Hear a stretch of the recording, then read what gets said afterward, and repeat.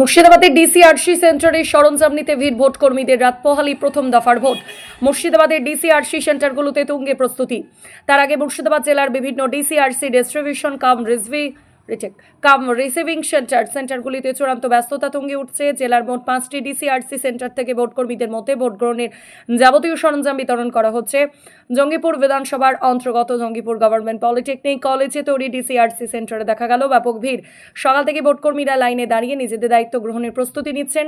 Centre থেকে তাদের হাতে তুলে দেওয়া হচ্ছে ইভিএম, ভিভিপ্যাট, কালি সহ প্রয়োজনীয় সমস্ত সরঞ্জাম। তবে প্রচণ্ড গরমের কারণে কিছুটা ভোগান্তির মুখে পড়তে হচ্ছে ভোট কর্মীদের। তা সত্ত্বেও দায়িত্ব পালনে তাদের উৎসাহে ভাটা পড়েনি। এদিকে সুষ্ঠু শান্তিপূর্ণ ভোট পরিচালনা নিশ্চিত করতে ডিসিআরসি সেন্টারগুলিতে জোরদার করা হচ্ছে নিরাপত্তা ব্যবস্থা, মোতায়েন করা হচ্ছে কেন্দ্রীয় বাহিনীর জওয়ানরা। মিলিয়ে প্রশাসনের কড়া নজরদারিতে নির্বাচন এখানে প্রচন্ড গরম, প্লাস এক একটা কাউন্টারে 20টা করে নিচ্ছে। 20টা করে নেওয়ার মধ্যে কোনো ব্যবস্থার মধ্যে ঠিকঠাক নেই। তারা নিজেরাও বলতে পারছে না যে কী কী জিনিস দিতে হবে বা না দিতে হবে। আপনারা ট্রেনিংয়ে যা করেছেন তাই, সেক্টরও তাই বলছে। এখন যেরকম পরিস্থিতি হবে সেই অনুযায়ী আমাদের গুছিয়ে কাজ করে নিয়ে আসতে হবে। এই হলো বিষয়।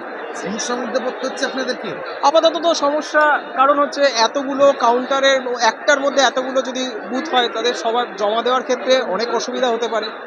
তার জন্য কিছু ব্যবস্থাপনা, কিউ স্লিপ করলে পরপর লাইন দিয়ে একটা নিয়ম বেঁধে করলে অনেক সুবিধা। নিরাপত্তার ব্যবস্থা কেমন দেখছে? নিরাপত্তা ভালো, সিআরপিএফ আছে বুথে, সমস্যা কিছু নেই। কি কি সরঞ্জাম দেওয়া হচ্ছে? সরঞ্জাম যেগুলো ভোটের জন্য লাগে সেগুলোই দেওয়া হচ্ছে, সেগুলো সবই ঠিকঠাক আছে, অসুবিধা নেই। আপনার নাম? আমার নাম সায়নদীপ।